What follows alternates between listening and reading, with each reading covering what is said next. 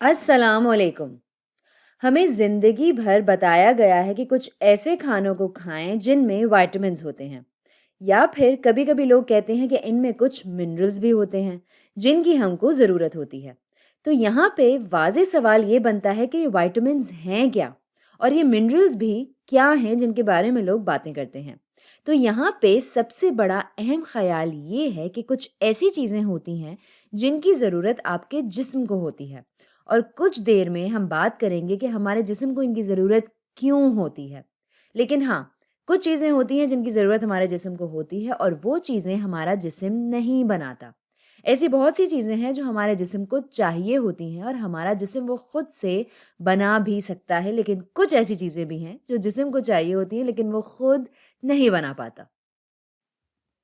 अब ये जो चीज़ें हैं, जिनकी ज़रूरत होती है लेकिन जिस्म बना नहीं सकता, अगर ये ऑर्गेनिक है, और ऑर्गेनिक बस एक ख़ास नाम दिया हुआ है ये कहने के लिए कि अगर ऑर्गेनिक कंपाउंड्स हैं जिनमें कार्बन होता है, और ज़िंदगी में ज़्यादातर मॉलिक्यूल्स में बहुत से कार्बन्स होते हैं, इसी वजह से इनको ऑर्गेनिक मॉलिक्यूल्स कहते हैं। अगर ये चीज़ें ऑर्गेनिक हैं जिनकी ज़रूरत है जिस्म को लेकिन जिस्म खुद से नहीं बना पाता, हम इन चीज़ों को विटामिन्स कहते हैं। और कुछ आम विटामिन्स जिनके बारे में आप लोगों से अक्सर सुनते रहते हैं वो हैं vitamin A, vitamin D, vitamin E, vitamin के, विटामिन सी। और आप इन विटामिन्स को मज़ीद तक़सीम कर सकते हैं इस बात की बुनियाद पर कि अगरचे वो फैट में सॉल्युबल हैं या नहीं। मिसाल के तौर पर विटामिन ई, डी, ए और के। और एक बात और कहती चलूँ कि ये कोई बहुत बड़ी फ़हरिस्त नहीं है विटामिन्स की, ये सारे फैट सॉल्युबल हैं। अब इसका क्या मतलब होता है? सॉल्युबल होने का मतलब ये है कि आप इस चीज़ में डिज़ोल्व हो सकते हैं, तो ये फैट में डिज़ोल्व हो सकते हैं। और विटामिन सी है वाटर सॉल्युबल, यानी कि पानी में सॉल्युबल। अब जो वजह है जिससे शायद ये सब आपके लिए रेलेवेंट हो, यानी कि मुताल्लिक़ा हो, वो ये कि अगर आपको एक सेहतमंद ज़िंदगी गुजारनी है तो आपको इन सब विटामिन्स की ज़रूरत होती है। और ये फैट सॉल्युबल विटामिन्स, इनको ज़्यादा मिकदार में खाया जा सकता है, और चूँकि ये फैट में डिज़ोल्व हो जाते हैं, ये आपके सिस्टम में ज़्यादा देर तक रह सकते हैं। जबकि पानी में सॉल्युबल विटामिन्स आसानी से जिस्म से बाहर निकाले जा सकते हैं। अब सोचते हैं कुछ ऐसे खानों के बारे में जो आप रोज़मर्रा की ज़िंदगी में देखते हैं और खाते भी हैं, और जो विटामिन्स जिनके लिए ये जाने जाते हैं।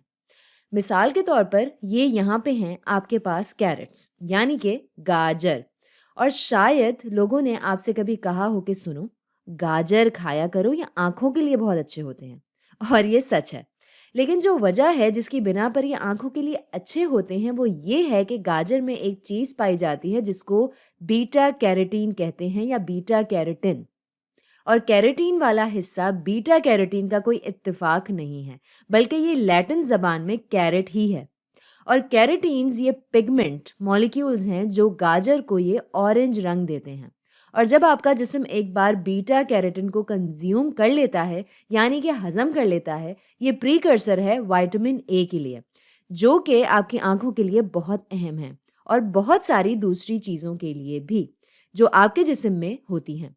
और प्रीकर्सर एक तरह से कहा जा सकता है इस चीज़ को कि जब आप बीटा कैरोटीन को कंज्यूम करते हैं, आपका जिस्म इसको तब्दील कर देता है विटामिन ए में, जिसकी इसको ज़रूरत होती है। ये ऑरेंजेस जो कि बहुत मशहूर हैं विटामिन सी के लिए, और जैसा हम कह चुके हैं पहले कि विटामिन सी पानी में सॉल्युबल है, ये बहुत कीमती है इम्यून सिस्टम के लिए। और ऐसी सूरत हाल में जहां आपको बहुत ज़्यादा कमी होती है विटामिन सी की, आपको स्कर्वी नाम की एक बीमारी हो सकती है। ये स्कर्वी आजकल ज़्यादा आम नहीं है, लेकिन कई सौ साल पहले सेलर्स को अमूमन स्कर्वी हो जाता था क्योंकि उनकी ग़िज़ाएँ बहुत महदूद होती थीं। इनको फल और सब्जियां नहीं मिलती थीं, और इस विटामिन सी की कमी की वजह से इनका कोलेजन, इनके कनेक्टिव टिश्यूज़ टूट जाया करते थे। तो ये एक बहुत ही खतरनाक और दर्द भरी बीमारी थी।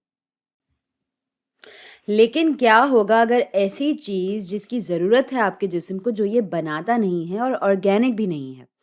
तो ये वो चीज़ें होती हैं जिनको हम मिनरल्स कहते हैं। और बिल्कुल ये लफ्ज़ मिनरल्स, इसको जियोलॉजिकल सेंस में भी इस्तेमाल किया जा सकता है, लेकिन जब बायोलॉजी की बात होती है तो इसका ये मतलब होता है। اور زیادہ تر عام منرلز وہ اصل میں ایلیمنٹس ہیں جو آپ ایک پیریوڈک ٹیبل میں دیکھتے ہیں، جیسے کہ فاسفورس۔ میں صرف ان کا سمبل لکھوں گی: فاسفورس، پوٹاشیم، کیلشیم، میگنیشیم اور آئرن۔ اور یہ پوری فہرست نہیں ہے، لیکن یہ سب بہت ضروری ہیں آپ کے جسم کے لیے۔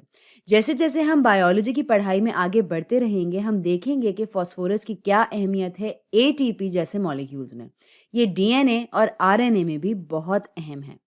آپ دیکھیں گے کہ کیلشیم صرف آپ کی ہڈیوں کے لیے ہی ضروری نہیں ہے، بلکہ مسل کانٹریکشنز کے لیے بھی بہت اہم ہے۔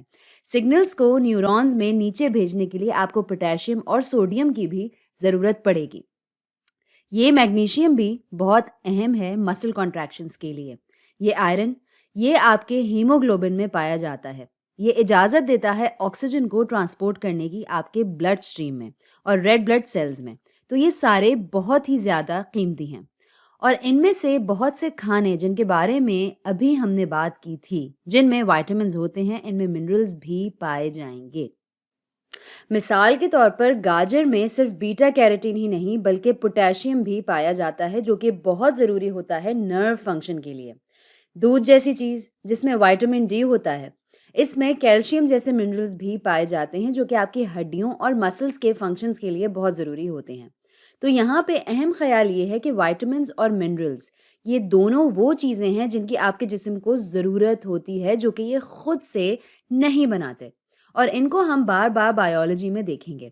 تو آنکھیں کھلی رکھیے گا۔ وائٹامنز کو ہم کو انزائمز کی طرح دیکھیں گے جیسے جیسے ہم بایولوجی کی پڑھائی میں آگے جاتے رہیں گے۔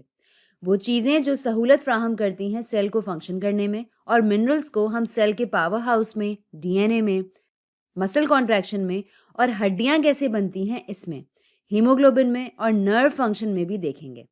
تو آج کے لیے اتنا ہی۔